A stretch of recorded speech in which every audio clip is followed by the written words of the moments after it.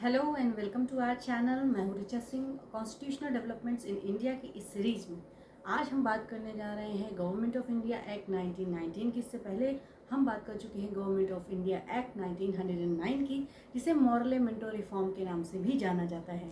ये जो एक्ट है गवर्नमेंट ऑफ इंडिया एक्ट 1919, इसे हम मॉन्टेग्यू चेम्सफोर्ड रिफॉर्म के नाम से जानते हैं। यहाँ पर मॉन्टेग्यू जो है वो सेक्रेटरी ऑफ स्टेट हैं और जो चेम्सफोर्ड हैं वो वाइसराय, उस समय के वायसराय थे इंडिया के। ठीक है, अब हम इस कैसे आगे बढ़ेंगे इसमें। सबसे पहले हम एक ब्रीफ इंट्रोडक्शन लेंगे मेन फीचर्स के।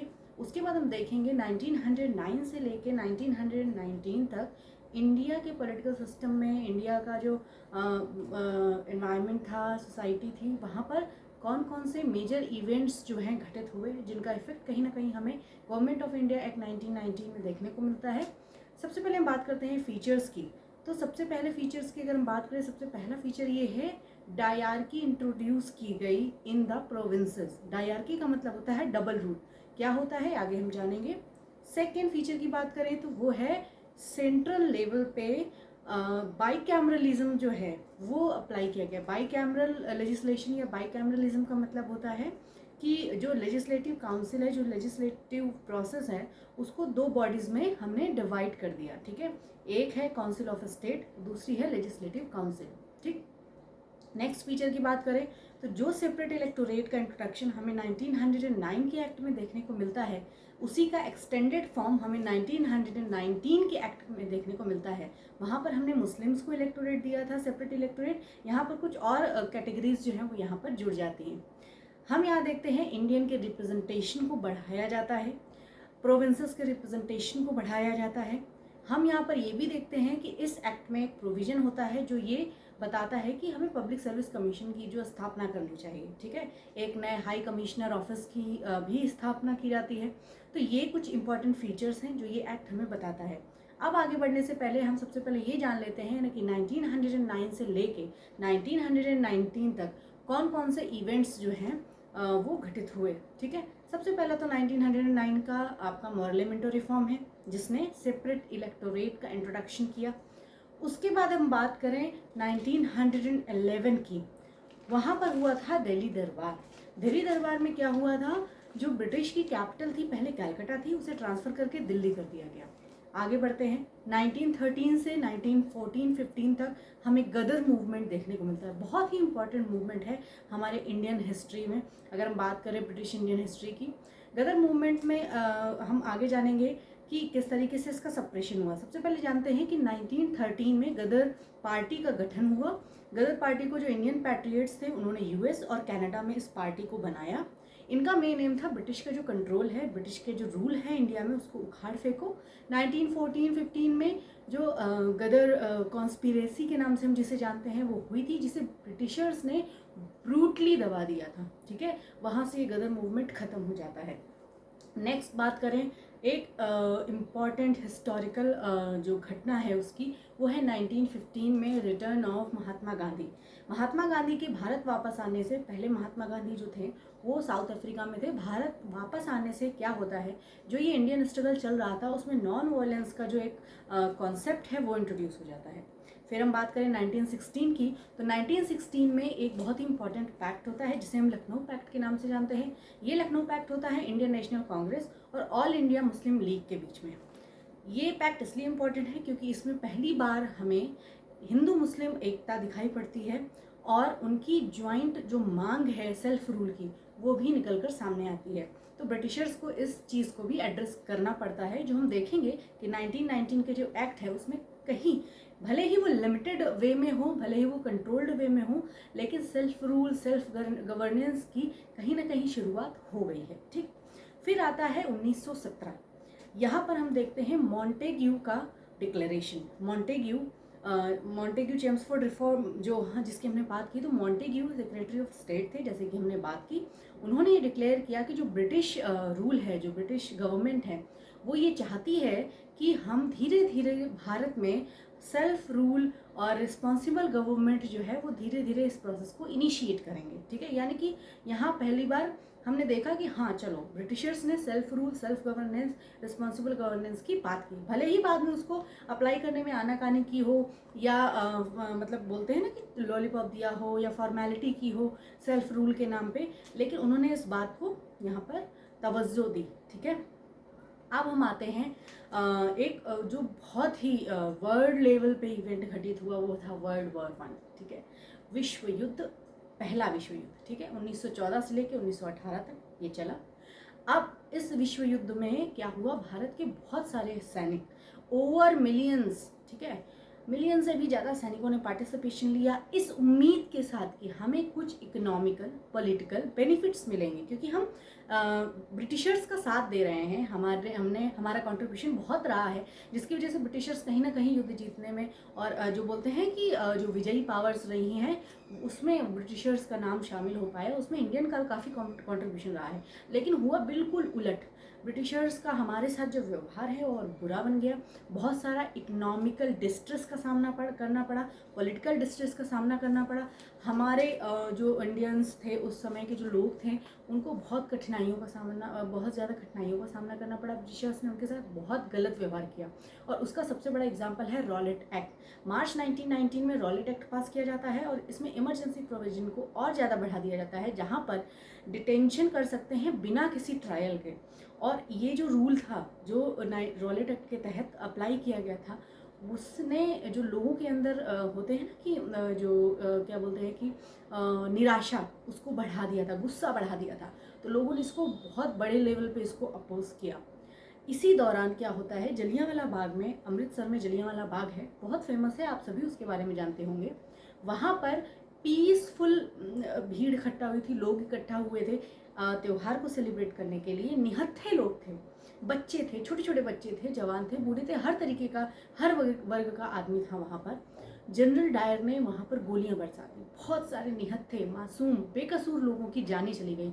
बहुत ही दुखद घटना है ये हमारे इंडियन हिस्ट्री की। ठीक है, तो ये चीज़ हुई 1919 में। इसके बाद हम देखते हैं कि हमारे पास ये एक्ट 19 का है, वो हमारे सामने आके ला दिया जाता है। अब फीचर्स की डिटेल में चर्चा करते हैं। सबसे पहले हमने बात की थी कि इसने डायरकी को इंट्रोड्यूस किया। डायरकी का मतलब होता है डबल रूल, एक जगह पर दो अलग अलग लोग रूल कर रहे हैं। मतलब क्या हुआ कि जो प्रोविंसेस हैं, और ये डायरकी कहाँ इंट्रोड्यूस की गई, प्रोविंसेस में। इससे आगे जो एक्ट आएगा 1935 में, उसमें आप देखेंगे डायरकी को प्रोविंसेस से हटा के सेंट्रल लेवल पे लाया जाता है। ठीक है, तो यहाँ आपको याद रखना है प्रोविंसेस में, केवल प्रोविंसेस में डायरकी जो है उसको इंट्रोड्यूस किया गया। डायरकी का मतलब यहाँ पर जो सब्जेक्ट्स हैं, यानी कि जिन सब्जेक्ट्स पे रूल किया जाता है, दो भागों में बांट दिया गया, रिजर्व लिस्ट और ट्रांसफर्ड लिस्ट। रिजर्व लिस्ट वो लिस्ट थी जिसे गवर्नर और उसकी एग्जीक्यूटिव काउंसिल हैंडल करते थे, जैसे कि लॉ एंड ऑर्डर की सिचुएशन हो गई, फाइनेंसेस हो गए, इनको गवर्नर और उनकी एग्जीक्यूटिव काउंसिल देखती थी। ट्रांसफर्ड सब्जेक्ट जैसे कि वेलफेयर स्कीम्स हो गई, हेल्थ हो गया, एग्रीकल्चर हो गया, ठीक है, ये सारी चीज़ें जो हैं वो मिनिस्टर लेवल पे देखी जाती थी, जो कि लेजिस्लेटिव काउंसिल के लिए रिस्पॉन्सिबल थे। ठीक है, यानी कि बेसिकली इंडियन रिप्रेजेंटेटिव्स के अंडर ये सारी चीज़ें आती हैं। नेक्स्ट बात करें बाई कैमरल लेजिस्लेचर की, तो इसमें बस आपको ये जानना है कि जो सेंट्रल, ये याद रखना है कि बाई कैमरल जो लेजिस्लेशन है, यानी कि बाई कैमरलिज्म है, ये सेंट्रल लेवल पे लगाया गया। ये प्रोविंसेस में नहीं था 1919 के एक्ट में, ये सेंट्रल लेवल पे था। और सेंट्रल लेवल पे जो लेजिस्लेटिव काउंसिल है उसको दो हिस्सों में बांटा गया। पहला है काउंसिल ऑफ स्टेट, जिसे हम अपर हाउस के नाम से भी जानते हैं। दूसरा है लेजिस्लेटिव काउंसिल, जिसे हम लोअर हाउस के नाम से जानते हैं। जैसे कि आज हम अपने गवर्नेंस, जो हमारा गवर्नमेंट है, उस सिस्टम को अगर देखें, संसद को देखें, तो राज्यसभा और लोकसभा दो हाउसेज हैं हमारे पास, एक को लोअर हाउस बोलते हैं, एक को अपर हाउस बोलते हैं। ठीक है, इसी तरीके से सेम यही कॉन्सेप्ट अप्लाई किया गया था पहली बार ब्रिटिशर्स के द्वारा सेंट्रल लेवल पे। ठीक है, नेक्स्ट अगर फीचर की बात करें तो फ्रेंचाइजी की अगर हम बात करें तो फ्रेंचाइजी को थोड़ा सा बढ़ाया गया। लेकिन आप देख रहे हैं यहाँ पर हम एक तरफ ब्रिटिशर्स की पॉलिसीज़ को देख रहे हैं कि ये ऐसा लग रहा है कि जैसे ये बहुत कुछ दे रहे हैं, लेकिन दूसरी तरफ ऐसे रूल्स अप्लाई कर देते हैं कि वो चीज़ें बहुत लिमिटेड फॉर्म में आ जाती हैं। फ्रेंचाइजी को बढ़ाया जरूर, लेकिन फ्रेंचाइजी के जो क्राइटेरिया इतने लिमिटेड थे कि बहुत कम लोगों का पार्टिसिपेशन ही बढ़ पाया। जैसे कि एजुकेशनल क्वालिफिकेशंस, उस समय ज़्यादा लोग पढ़े लिखे नहीं हुआ करते थे। प्रॉपर्टी क्वालिफिकेशन, बहुत ज़्यादा प्रॉपर्टी जिनके पास होती थी उसका क्राइटेरिया था, वो लोग वोट कर सकते थे, ठीक है। और जैसे कि जो टैक्स कितना ज़्यादा पे कर रहे हैं उस हिसाब से डिसाइड होता था कि कौन वोट देगा। तो फ्रेंचाइजी बढ़ाई गई, लेकिन एक लिमिटेड वे में बढ़ाई गई, ठीक है। आपको एक चीज़ याद रखनी है, 1919 का एक्ट हो या कोई भी एक्ट हो, यहाँ पर ब्रिटिशर्स जो हैं वो पॉलिसीज़ को इम्प्लीमेंट ज़रूर कर रहे हैं, लेकिन दूसरी तरफ अपना जो सेंट्रल कंट्रोल है वो अपने हाथ में रख रहे हैं। जो क्रूशियल इश्यूज़ हैं, जैसे कि आपका फॉरेन पॉलिसी हो गई, लॉ एंड ऑर्डर की सिचुएशन हो गई, फाइनेंसेस हो गए, जो भी क्रूशियल जो इश्यूज़ हैं, जो भी चीज़ें हैं, उनको अपने हाथ में ही रख रहे हैं, वो अपना कंट्रोल नहीं छोड़ रहे हैं, ठीक है। तो ये चीज़ आपको अपने दिमाग में रखनी है। Number of Indians legislative council बढ़ा दिया जाता है, ठीक है, कि अब लेजिस्लेटिव काउंसिल में ज़्यादा से ज़्यादा इंडियंस पार्टिसिपेट कर सकते हैं। नेक्स्ट बात करें तो कम्युनल रिप्रेजेंटेशन को एक्सटेंड कर दिया गया। अभी तक मुस्लिम्स को सेपरेट इलेक्टोरेट की जो सुविधा है वो दी गई थी। अब यहाँ पर एंग्लो इंडियंस, यूरोपियंस और इंडियन क्रिश्चियंस, ये तीन और सिक्स, ये चार जो कैटेगरीज हैं, इनको भी इंक्लूड किया गया। इनको भी सेपरेट इलेक्टोरेट की जो सुविधा है, हम बोले अगर, वो दे दी गई, ठीक है। तो यहाँ पर कम्युनल रिप्रेजेंटेशन और बढ़ा दिया गया और बड़े वे में चला गया। आगे देखेंगे इसे और बढ़ा दिया जाता है, ठीक है। अब प्रोविंशियल ऑटोनॉमी की बात करें तो प्रोविंशियल ऑटोनॉमी को बढ़ाया गया, प्रोविंशियल रिप्रेजेंटेशन को बढ़ाया गया। जैसे कि देख रहे हैं लिस्ट में सब्जेक्ट अलग अलग कर दिए गए कि भाई ये सब्जेक्ट है, इस पर आप अपना लेजिस्लेशन खुद कर सकते हैं, ठीक है। तो एक तरीके से हमने रिप्रेजेंटेशन को बढ़ाया। नेक्स्ट बात करें तो पब्लिक सर्विस कमीशन के एस्टैब्लिश करने का प्रोविजन भी हमें 1919 एक्ट में देखने को मिलता है, जिसके फलस्वरूप 1926 में ये public service commission come into effect, ठीक है, बन जाता है, बना दिया जाता है। एक नया ऑफिस भी क्रिएट किया जाता है, हाई कमिश्नर ऑफ इंडिया का ऑफिस। जैसे सेक्रेटरी ऑफ स्टेट का ऑफिस पहले क्रिएट किया गया था, वैसे ही हाई कमिश्नर ऑफ इंडिया का ऑफिस 1919 के एक्ट के थ्रू क्रिएट किया जाता है, जिसमें सेक्रेटरी ऑफ स्टेट के कुछ पावर्स को ट्रांसफर कर दिया जाता है, ठीक है। नेक्स्ट, फर्स्ट टाइम हमने देखा कि प्रोविंशियल बजट और जो सेंट्रल बजट है उसको अलग अलग कर दिया जाता है। ये चीज़ भी आपको ध्यान रखनी है। And it also provided for the appointment of a commission to inquire into its working after 10 years। सबसे important point, इसमें एक कमीशन जो है उसको अपॉइंट करने का प्रोविज़न है 10 साल के बाद, जिसका काम होगा गवर्नमेंट ऑफ इंडिया एक्ट 1919 के वर्किंग को देखना, और जो भी ब्रिटिश का पॉलिटिकल सिस्टम है उसकी क्या वर्किंग है, क्या उसमें इम्प्रूवमेंट्स चाहिए, उन सब चीज़ों को इंक्वायर करना, ये सब उस कमीशन का काम था। कमीशन बनना था 1929 में, लेकिन 2 साल पहले ही ये कमीशन आ गया 1927 में, जिसे साइमन कमीशन के नाम से जानते हैं। बहुत ही फेमस कमीशन है। साइमन गो बैक के नारे बहुत फेमस हुए। अब ये साइमन कमीशन का इतना ज़्यादा विरोध क्यों हुआ? वो इसलिए नहीं हुआ कि ब्रिटिशर्स ने बनाया था, इसलिए हुआ कि इस कमीशन का एक भी सदस्य इंडियन नहीं था। मतलब कि आप हमारे इंडिया के लिए ही इंक्वायरी बिठा रहे हैं, हमारे ही पॉलिटिकल सिस्टम के लिए आप देख रहे हैं क्या चेंजेस करने चाहिए, और हमारा ही पार्टिसिपेशन नहीं ले रहे हैं, हमसे ही राय नहीं ले रहे हैं। इसका बहुत बड़े स्तर पर विरोध हुआ। लेकिन जाहिर सी बात है, ब्रिटिशर्स का रूल था, उनका कंट्रोल था, कमीशन आया, उसने काम किया, अपने कुछ सुझाव रखे, जिन सुझावों को अगले एक्ट 1935 में माना गया, ठीक है।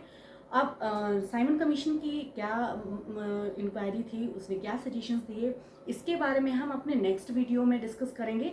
और उसके बाद हम डिस्कस करेंगे गवर्नमेंट ऑफ इंडिया एक्ट 1935। यहाँ से आपका जो कॉन्स्टिट्यूशनल डेवलपमेंट्स हैं ब्रिटिश रूल के अंडर, वो एक समाप्त होने की कगार पे आ जाएंगे। फिर हम बात करेंगे मेकिंग ऑफ इंडियन कॉन्स्टिट्यूशन, ठीक है। तो ये वीडियो देखने के लिए धन्यवाद। Please do not forget to like, share and subscribe. नीचे एक बेल बटन होगी, उसको दबा दीजिए, सब्सक्राइब करिए और ज़्यादा से ज़्यादा इस वीडियो को शेयर कीजिए। And please help to promote this video and channel. Thank you.